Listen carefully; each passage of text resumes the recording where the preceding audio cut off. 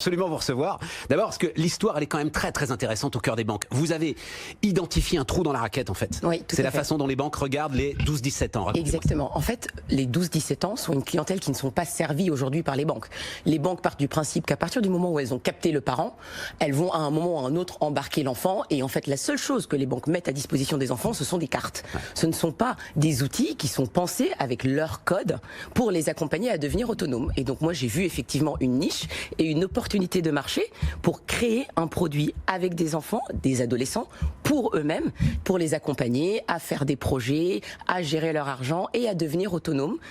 Alors, vous avez beaucoup dans la première partie, quand vous présentiez votre boîte, insisté sur la pédagogie. C'est-à-dire que vous disiez, on va justement leur apprendre l'argent finalement. Exactement. En fait, on leur apprend l'argent en faisant deux choses. On leur apprend l'argent en faisant des modules, donc ma liste de souhaits, combien coûte tout ce que je veux. Ensuite, des cagnottes. Mais comment je sais combien coûte tout ce que je veux pas? Je veux une paire de baskets. Exactement. Ben, en fait, si vous voulez une paire de baskets, soit vous allez dans la boutique, vous regardez, soit vous allez sur Internet. Et l'application est extrêmement ludique. Donc, vous pouvez prendre une photo, vous écrivez basket, vous mettez le prix, et vous mettez tout ce que vous voulez.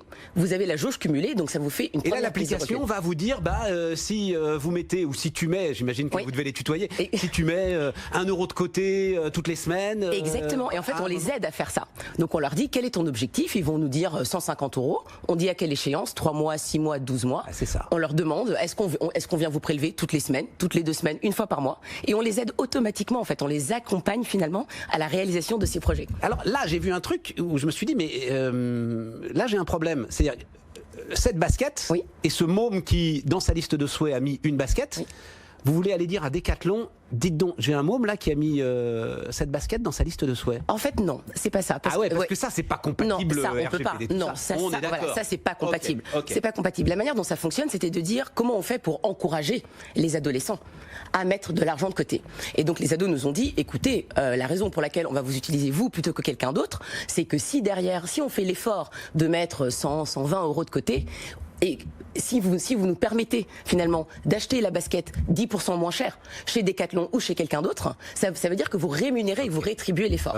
Voilà, donc c'est plutôt dans ce sens-là. Donc vous allez aller voir Decathlon en disant j'ai quand même un certain nombre, des milliers, parce qu'on va aller sur vos ambitions, des milliers de clients potentiels. Exactement. Donc s'ils viennent en disant je suis client Xalis, voilà. À ce moment-là. Exactement, il y a quelque chose qui se débloque pour eux pour un peu les accompagner et récompenser l'effort qu'ils ont fait. Pour vraiment rester dans un cercle extrêmement vertueux, il ne s'agit pas de pousser les adolescents à la consommation, donc on les aide à mieux consommer, mais c'est vraiment les accompagner dans l'atteinte de leurs objectifs et de leurs projets. C'est très intéressant.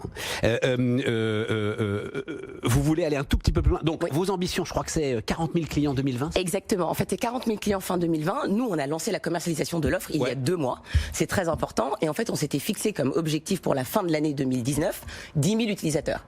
Le modèle c'est un modèle dit freemium, c'est-à-dire les ados rentrent gratuitement dans l'application, ils ont accès au module de souhait, au module d'éducation financière, de contenu, et ensuite ils peuvent inviter leurs parents dans l'application pour débloquer les fonctionnalités dites transactionnelles, commander ma carte, faire des cagnottes.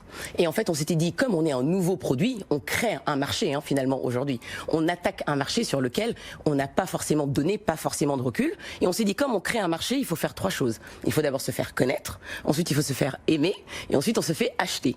Et donc on a dit, pour se faire connaître, il faut qu'on ait un produit dans lequel on peut rentrer. On a dit, il faut déjà qu'on embarque dans Xalis 10 000 ados, utilisateurs, parents et enfants d'ici la fin de l'année. Le démarrage a dépassé nos espérances. On est déjà à 7 500 en combien de temps, utilisateurs en 2 mois. En 2 mois. En 2 mois.